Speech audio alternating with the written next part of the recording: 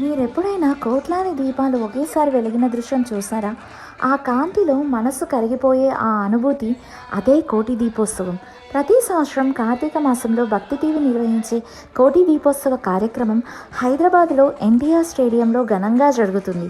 ఈ సంవత్సరం కార్యక్రమం నవంబర్ 1 నుండి 13 వరకు ప్రతిరోజు సాయంత్రం 5 గంటల నుండి ప్రారంభమై భక్తి జ్వాలలతో ముగుస్తుంది. నిన్న నేను 10వ రోజు పాల్గొన్నాను. అద్భుతం అనిపించింది. కొమరవెల్లి మల్లన్న కళ్యాణం, ద్వాదశ జ్యోతిర్లింగాల అభిషేకం, సప్తహారతులు, కార్తీక దీపాలు, ప్రతి క్షణం దైవకాంతితో నిండిపోయింది. అక్కడ ఉన్న ప్రతి దీపం ప్రతి భక్తుడి మనసులో వెలిగే ఆశ మరియు విశ్వాసానికి ప్రతీకలా అనిపించింది.